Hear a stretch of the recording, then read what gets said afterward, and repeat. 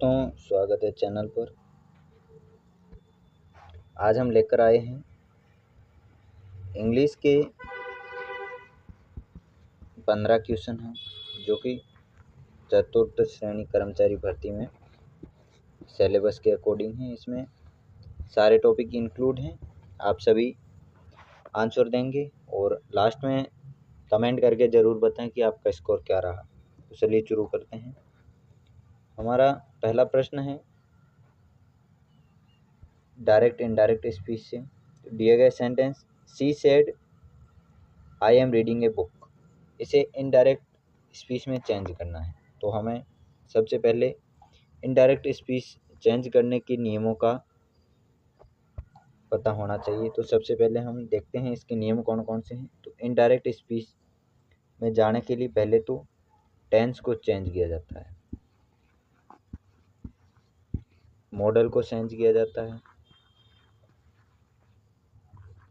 Tense और model के साथ इसमें जो इन्वर्टेड कॉमा है उसको हटा के उसकी जगह दैट, इफ़ या फिर वेदर कंडीशन के अकॉर्डिंग यूज किया जाता है। तो हम पहले यहाँ देखते हैं कि यहाँ पे टेंस यूज हुआ है I am reading a book, यानी यहाँ पे प्रेजेंट कंटिन्यूस टेंस है। तो प्रेजेंट कंटिन्यूस टेंस हमारा पास्ट कंटिन्यूस में जाता है। तो यहाँ पे हम ऑप्शन में देखेंगे कि यहाँ पे प्रेजेंट सिंपल दे रखा है, इसलिए ये नहीं होगा। She said that she is reading a book, ये प्रेजेंट के कंटिन्यूस में रख दी, इसलिए ये भी नहीं होगा। She said that she was reading a book, ये पास्ट कंटिन्यूस का सेंटेंस है, इसलिए ये सही आंसर होगा और ये पास्ट में चला गया है, पास्ट सिंपल। अब हम अगले प्रश्न की तरफ बढ़ते हैं। अगला प्रश्न है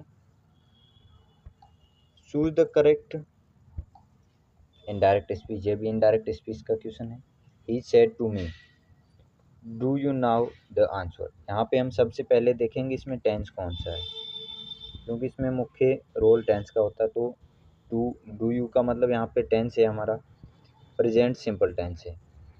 प्रेजेंट सिंपल टेंस है तो हम जानते हैं कि प्रेजेंट सिंपल पास्ट सिंपल में जाता है। तो हम पहले इसमें जो ऑप्शन कट रहे हैं उसको काट देते हैं। यहाँ पे आई हैव आया है, इसका मतलब ये हैव के बाद में थर्ड फॉर्म है, इसका मतलब है प्रेजेंट परफेक्ट, ये नहीं होगा। यहाँ पे he asked me if I knew the answer, ये हमारा आंसर होगा। यहाँ पे डू का डू रखा है यानी प्रेजेंट सिंपल, ये गलत होगा। यहाँ पे आई नो रखा है, ये भी नहीं होगा। इसका मतलब हमारा आंसर होगा ऑप्शन सी, जिसमें V2 यूज की है, यानी ये सेंटेंस पास्ट सिंपल का बन गया है। प्रेजेंट सिंपल का टेंस का सेंटेंस जो है वो इनडायरेक्ट स्पीच में पास्ट सिंपल का बन जाता है। इसके बाद अगला और हमारा तीसरा प्रश्न है आर्टिकल से रिलेटेड है।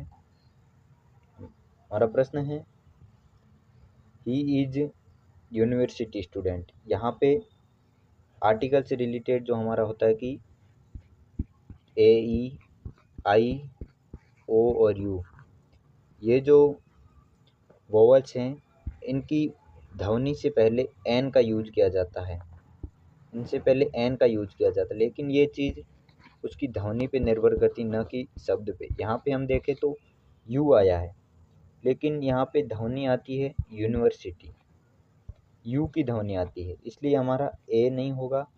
और एक पर्टिकुलर स्टूडेंट की बात, एक विद्यार्थी की बात हो रही है, इसलिए यहाँ पे हमारा आंसर यहाँ पे हमारा आंसर आएगा ए, आंसर आएगा, एन नहीं आएगा, क्योंकि यहाँ पे य की वॉइस आ रही जो कि एक व्यंजन है। द यहाँ पे नहीं आएगा और नो आर्टिकल भी नहीं आएगा। इसके बाद अगला हमारा प्रश्न है फिल इन द ब्लैंक्स। यहाँ पे ये भी आर्टिकल से रिलेटेड है। It is honour me to you, यहाँ पे भी ए, और यहाँ पे एक व्यक्ति की बात हो रही तो द आएगा नहीं और नो आर्टिकल भी नहीं होगा। यहाँ पे ए और एन की बात है, यहाँ पे शब्द दे रखा ऑनर, इसका उच्चारण होता है इस प्रकार से ऑनर। यहाँ पे आप देखेंगे कि ए या यू में से नहीं है, लेकिन इसकी जो वॉइस जो है, ध्वनि जो आ रही है वो अ की आ रही है, यानी स्वर की ध्वनि आ रही है, इसलिए यहाँ पे एन यूज होगा, ना कि ए यूज होगा। अगला हमारा प्रश्न है 5वां।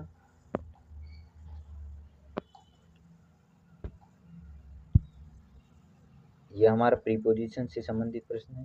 सी इज फॉन्ड पेंटिंग, यहाँ पे फिक्स प्रीपोजिशन है, फॉन्ड के साथ में हमेशा ऑफ पोजीशन आती, फॉन्ड ऑफ। ये कुछ फिक्स प्रोपोजिशन है जो हमेशा अपने साथ फिक्स प्रीपोजिशन ही लेती है, जैसे फॉन्ड ऑफ। अगला प्रश्न है, प्रीपोजिशन रिलेटेड है, ये भी correct preposition. The cat is hiding the table, यानी ये टेबल के नीचे छिपने की बात करी, हाइडिंग यानी छिपने की बात करी, तो ऑन का मतलब तो ऊपर स्पर्श पे होता है, ये नहीं होगा, एट भी नहीं होगा, और इनटू का मतलब किसी में प्रवेश करने के लिए मोशन को बताता है, इसलिए हमारे यहाँ पे अंडर होगा आंसर। इसके बाद अगला प्रश्न है, अगला प्रश्न हमारा रिलेटेड है वर्ब फॉर्म से, ये टेंस का है। माई होमवर्क बिफोर डिनर, यानी डिनर करने से पहले मैंने अपना होमवर्क पूरा कर लिया। तो यहाँ पे हमारा आंसर होगा फिनिश, फिनिश्ड, हैड फिनिश्ड और हैव फिनिश्ड। यहाँ पे करने से पहले मैंने अपना कर लिया था, डिनर करने से पहले अपना होमवर्क कर लिया था, यानी काम ख़त्म हो चुका है। तो ये हमारा यहाँ पे ऑप्शन सी आएगा, हैड फिनिश्ड, जो उसने काम पूरा कर लिया है। बिफोर से पहले हैड फिनिश्ड आएगा। इसके बाद अगला प्रश्न है प्रश्न संख्या 8, यह भी टेंस से संबंधित है। ही हेयर सिंस मॉर्निंग, वो यहाँ पे सुबह से है। तो इस प्रश्न का हमारा आंसर होगा हैज बीन, यहाँ पे भी प्रेजेंट परफेक्ट टेंस लगेगा, हैज बीन आएगा, ना कि इज, वाज और हैड बीन। अगला प्रश्न है प्रश्न संख्या 9। प्रश्न संख्या 9 है, यह हमारा करेक्ट सेंटेंस से रिलेटेड है। She said that he new car, यहाँ पे खाली जगह दे रखी, यहाँ पे हम देखें तो यहाँ पे हमारा आंसर होगा हैड बॉट, यहाँ पे हमारा आंसर होगा हैड बॉट, बाई बोट या फिर बाइज नहीं होगा, क्योंकि सेड पास्ट टेंस को दर्शा रहा, तो बाइज और बाय तो नहीं होगा, और बोट भी नहीं होगा, हेड बोट होगा, क्योंकि यहाँ पे पास्ट परफेक्ट की बात हो रही है। इसके बाद हमारा अगला प्रश्न है प्रश्न संख्या 10। She told me that to Delhi next day, यहाँ पे टोल्ड यानी ये इनडायरेक्ट फॉर्म में है, इनडायरेक्ट फॉर्म है, तो इनडायरेक्ट फॉर्म में यहाँ पे हम देखते हैं कि विल गो नहीं आएगा, क्योंकि इनडायरेक्ट फॉर्म में विल का वुड हो जाता है। तो यहाँ पे हमारा ऑप्शन सी होगा, वुड गो हो जाएगा, ना कि गोज और इज गोइंग होएगा। अगला प्रश्न है प्रश्न संख्या 11, यह हमारा ग्लोसरी से रिलेटेड है। ब्यूटीफुल का सिनोनिम्स पूछा है, तो ये हमारा हो जाएगा अट्रैक्टिव। इसके बाद अगला प्रश्न है प्रश्न संख्या 12, यह हमारा वॉइस से रिलेटेड प्रश्न है। Correct voice, they completed the work, यहाँ पे इसकी पैसिव वॉइस पूछा है। तो हम बता दें आपको कि वॉइस चेंज करने के लिए इसमें टेंस चेंज नहीं होता इसमें, और ना ही इसमें मॉडल चेंज होता है। इसमें BT3 यूज होता है, यानी बी और वर्ब की थर्ड फॉर्म, ट्रांजिटिव वर्ब की थर्ड फॉर्म यूज होती है। तो यहाँ पे हम देखते हैं दे कंप्लीटेड द वर्क, तो यहाँ पे हमारा दिया गया वाक्य में कंप्लीटेड V2 है, यानी ये पास्ट सिंपल का सेंटेंस है, पास्ट सिंपल का सेंटेंस है, तो ये पास्ट में ही रहेगा। तो यहाँ पे हमारा इज दे रखा है, ये गलत हो जाएगा।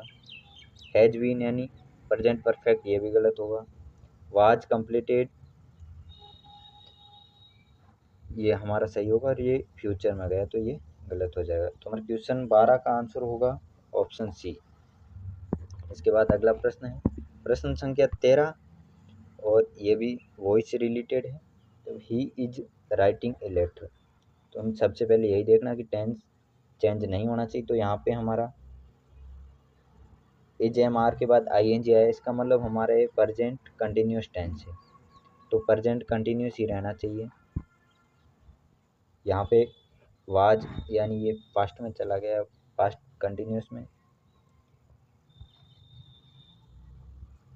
और यहाँ पे हमारा इज है, उसके बाद BT3 आया है। यहाँ पे इज के बाद में बीइंग लगा है।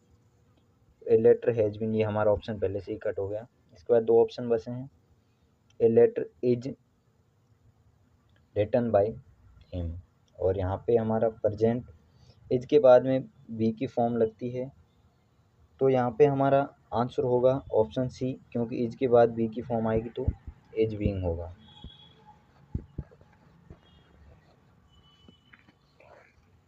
यदि वाक्य प्रेजेंट कंटिन्यूस में है तो इज एम आर के बाद बी की फॉर्म आएगी, यहाँ पे बीइंग यूज हुआ है।